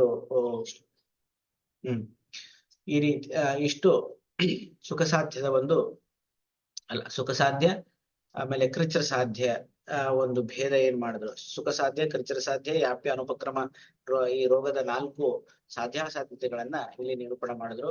ಇನ್ನ ಮುಂದಿನ ಒಂದು ಸೂತ್ರ ಹೇತವಃ ಪೂರ್ವರೂಪಾಣಿ ರೂಪಾಣ್ಯಲ್ಪಾನಿ ಯಸ್ಯ ಚ ನಚ ತುಲ್ಯ ಗುಣೋ ದೂಷ್ಯೋ ನ ದೋಷಃ ಪ್ರಕೃತಿರ್ಭವೇತ್ ನಚ ಕಾಲಗುಣಸ್ತುಲ್ಯೋ ನ ದೇಶೋ ದುರುಪಕ್ರಮಃ ಗತಿರೇಕಾನವತ್ವಂ ಚ ರೋಗಸ್ಯ ಉಪದ್ರವೋ ನ ಚ ದೋಷಶ್ಚೈಕಃ ಸಮುತ್ಪತ್ತೌ ದೇಹಃ ಸರೋಷಧಕ್ಷಮಃ ಚತುಷ್ಪಾದೋಪತ್ತಿಶ್ಚ ಸುಖ ಸಾಧ್ಯಸ್ಯ ಲಕ್ಷಣಂ. ಇಲ್ಲಿ ಸುಖ ಸಾಧ್ಯದ ಲಕ್ಷಣವನ್ನ ನಮಗೆ ನಿರೂಪಣೆ ಮಾಡ್ತಾ ಇದ್ದಾರೆ. ಹಿಂದೆ ಸುಖ ಸಾಧ್ಯ, ಕೃಚ್ರ ಸಾಧ್ಯ ಅಂತ ಹೇಳಿದ್ರು, ಆದ್ರೆ ಸುಖ ಸಾಧ್ಯದ ಲಕ್ಷಣ ಏನು ಅಂತ ಹೇಳಿಲ್ಲ. ಆ ಸುಖ ಸಾಧ್ಯದ ಲಕ್ಷಣವನ್ನ ಮುಂದಿನ ಒಂದು ಈ ಪ್ರಕರಣದಲ್ಲಿ ತಿಳಿಸ್ಕೊಡ್ತಾ ಇದ್ದಾರೆ. ಯಾವುದನ್ನ ನಾವು ಸುಖ ಸಾಧ್ಯ ಅಂತ ಕರಿತೀವಿ, ಎಂಥ ರೋಗವನ್ನ ಸುಖ ಸಾಧ್ಯ ಅಂತ ಕರಿತೀವಿ ಅಂತಂದ್ರೆ ಹೇತವಃ ರೂಪಾಣಿ ಅಲ್ಪಾನಿ ಯಸ್ಯ ರೋಗಸ್ಯ, ಯಾವ ರೋಗಕ್ಕೆ ಹೇತುಗಳು ಅಲ್ಪ ಇರ್ತವೆ, ಕಡಿಮೆ ನಿಧಾನಗಳಿಂದ ಆ ರೋಗದ ಉತ್ಪತ್ತಿಯಾಗಿದೆ. ಆಮೇಲೆ ಹೇಳಿದಂತಹ ಪೂರ್ವ ರೂಪಗಳಲ್ಲಿ ಕೇವಲ ಅಲ್ಪ ಪೂರ್ವ ರೂಪ 2-3 ಪೂರ್ವ ರೂಪ ಇದ್ದಾಗ ರೂಪಾಣಿ ಅಲ್ಪಾನಿ ಯಸ್ಯ ಚ, ಯಾವುದರ ಲಕ್ಷಣಗಳು ತುಂಬಾ ಕಡಿಮೆ ಆಗಿರ್ತಾವೋ ಅಂಥವುಗಳು, ಅಂದ್ರೆ ಕಡಿಮೆ ಲಕ್ಷಣಗಳು. ಒಂದು 10 ಲಕ್ಷಣಗಳನ್ನ ಹೇಳಿದ್ರೆ 2-3 ಲಕ್ಷಣಗಳು ಇರ್ತವೆ. ಅಂತಹ ಒಂದು ಸ್ಥಿತಿಯಲ್ಲಿ ನಚ ತುಲ್ಯ ಗುಣೋ ದೂಷ್ಯ ಏನಾಗಿದೆ, ದೋಷಕ್ಕೆ ಸಮಾನ ಗುಣವುಳ್ಳದ್ದು ಆಗಿರಬಾರ್ದು. ನ ದೋಷಃ ಪ್ರಕೃತಿರ್ಭವೇತ್, ಸಮಾನ ದೋಷ ಪ್ರಕೃತಿ, ರೋಗ ಯಾವ ದೋಷದಿಂದ ಉಂಟಾಗಿದೆ ಆ ರೋಗಕ್ಕೆ ಸಮಾನವಾದಂತಹ ಪ್ರಕೃತಿ ಇರಬಾರ್ದು. ನಚ ಗುಣಸ್ತುಲ್ಯೋ, ಕಾಲದ ಗುಣ ಏನಿದೆ ಅದು ದೋಷದ ಗುಣಕ್ಕೆ ಸಮಾನವಾಗಿರಬಾರದು. ಈ ಉದಾಹರಣೆ ಹೇಳ್ಬೇಕು ಅಂತಂದ್ರೆ ಇವಾಗ ಶೀತ ಋತು ನಡೀತಾ ಇದೆ, ಹೇಮಂತ ಋತು ನಡೀತಾ ಇದೆ. ಈ ಹೇಮಂತ ಋತುವಿನಲ್ಲಿ ನಾವು ಕಫದ ವ್ಯಾಧಿಗಳಿಂದ ಬಳಲ್ತಾ ಇದ್ರೆ ಏನಾಗುತ್ತೆ, ಆ ಕಫದಿಂದ ಉಂಟಾದಂತಹ ವ್ಯಾಧಿ ಏನಿದೆ ಅದು ಬೇಗನೆ ಗುಣಮುಖರ ಆಗೋದಿಲ್ಲ ನಾವು ಅದರಿಂದ. ಅದರಿಂದಾಗಿ ಯಾಕೆ ಅಂದ್ರೆ ನಮಗೆ ಕಾಲದ ಒಂದು ಬಲ ಇಲ್ಲ. ಕಾಲವು ಕೂಡ ಏನಾಗಿದೆ, ಕಫವನ್ನು ವೃದ್ಧಿ ಮಾಡುವಂತಹ ಕಾಲ ಇರೋದ್ರಿಂದಾಗಿ ನಮಗೆ ಕಫದಿಂದಲೇನೆ ಕಫದಿಂದಲೇನೆ ಆ ರೋಗ ಬಂದಿರೋದ್ರಿಂದಾಗಿ ಏನಾಗ್ತದೆ ಅಂತಂದ್ರೆ ಕಾಲದಿಂದ ನಮಗೆ ಪೂರಕ ಅಂಶ ಸಿಗೋದಿಲ್ಲ. ಅದರಿಂದಾಗಿ ಕಾಲ ಏನಾಗಿರ್ಬೇಕು ಯಾವಾಗ್ಲೂ ಅಂದ್ರೆ ವ್ಯಾಧಿಕಾರಕ ದೋಷಕ್ಕೆ ವಿರುದ್ಧವಾದಂತಹದಿದ್ರೆ ನಾವು ಸುಖಪೂರ್ವಕವಾಗಿ ಚಿಕಿತ್ಸೆ ಮಾಡ್ಬೋದು. ಇಲ್ಲಿ ನಾವು ಕಫದ ವ್ಯಾಧಿ ಇದ್ದರೂ ಕೂಡ ಅಲ್ಲಿ ನಾವು ಚಿಕಿತ್ಸೆ ಮಾಡ್ಬೇಕು ಅಂತಂದ್ರೆ ತುಂಬಾ ಕಷ್ಟಪಟ್ಟು ಚಿಕಿತ್ಸೆ ಮಾಡಬೇಕಾದಂತಹ ಒಂದು ಸಂದರ್ಭ ಇರ್ತದೆ. ಅದರಿಂದಾಗಿ ಕಾಲ ಏನಾಗಿರ್ಬೇಕು, ಸಮಾನವಾದಂತಹ ಕಾಲ ಆಗಿರಬಾರ್ದು, ಅಂದ್ರೆ ರೋಗಕಾರಕ ದೋಷಕ್ಕೆ ಸಮಾನವಾಗಿರ್ಬಾರ್ದು ಅಂತ. ನದೇಶೋ ದುರುಪಕ್ರಮ, ದೇಶ ಹೇಗಿರ್ಬೇಕು ಅಂತಂದ್ರೆ ಯಾವ ದೋಷದಿಂದ ರೋಗ ಉತ್ಪತ್ತಿ ಆಗಿರ್ತದೆ, ಅದಕ್ಕೆ ಸಮಾನವಾದಂತಹ ದೇಶ ಇರಬಾರದು. ಉದಾಹರಣೆಗೆ ಹೇಳಬೇಕು ಅಂತಂದ್ರೆ, ಈಗ ಜಾಂಗಲ ದೇಶ ಇದೆ. ಜಾಂಗಲಂ ವಾತಭೂಯಿಷ್ಟಂ ಅನುಪಂತು ಕಪೋಲ್ಬಣಂ ಅಂತ ಹೇಳಿದಂಗೆ ಜಾಂಗಲದಲ್ಲಿ ಏನಾಗಿರುತ್ತೆ, ವಾತ ದೋಷ ಪ್ರಧಾನವಾಗಿರ್ತದೆ. ಅಂತಹ ಒಂದು ವಾತ ಪ್ರಧಾನವಾದಂತಹ ದೇಶದಲ್ಲಿ ಯಾವುದೋ ವಾತವ್ಯಾಧಿ ಬಂತು, ಫಾರ್ ಎಕ್ಸಾಂಪಲ್ ಪಕ್ಷಾಘಾತ ಬಂತು ಅಂತ ಇಟ್ಕೊಳ್ಳಿ. ಅವಾಗ ಆ ಪಕ್ಷಾಘಾತ ಏನಾಗಿದೆ, ಅದು ದೇಶದ ಬಲದಿಂದ ಏನಾಗುತ್ತೆ, ಇನ್ನು ಹೆಚ್ಚು ಉಗ್ರ ಸ್ವರೂಪದಲ್ಲಿ ನಮಗೆ ಕಾಣಿಸ್ಕೊಳ್ಳುತ್ತೆ. ಸೊ ಒಂದು ವ್ಯಾಧಿಯ ಬಲಕ್ಕೆ ಅದೇನಾಗ್ತದೆ, ಪೂರಕವಾದಂತಹ ಅಂಶವನ್ನು ಒದಗಿಸ್ತಾ ಇರೋದ್ರಿಂದ ವ್ಯಾಧಿ ತುಂಬಾ ಜಾಸ್ತಿ ಆಗುತ್ತೆ. ಅದೇ ರೀತಿಯಾಗಿ ನಾವು ಚಿಕಿತ್ಸೆಯನ್ನ ಚಿಂತನೆ ಮಾಡಿದಾಗ, ಚಿಕಿತ್ಸಾ ರೂಪದಿಂದ ಚಿಂತನೆ ಮಾಡಿದಾಗ ಏನಾಗುತ್ತದೆ, ನಮಗೆ ಚಿಕಿತ್ಸೆ ಮಾಡ್ಬೇಕಾದ್ರೆ ದೇಶದಿಂದ ಯಾವುದೇ ವಿಧವಾದಂತಹ ಬಲ ಸಿಗದೇ ಇರೋದ್ರಿಂದ ಚಿಕಿತ್ಸೆ ಏನಾಗುತ್ತೆ, ಅಲ್ಲಿ ಕಷ್ಟಕರವಾಗಿ ಪರಿಣಮಿಸ್ತದೆ. ಅದರಿಂದಾಗಿ ಏನಾಗಿರ್ಬೇಕು, ದೇಶ ಏನಾಗಿರ್ಬೇಕು, ಸಮಾನ ದೋಷಕ್ಕೆ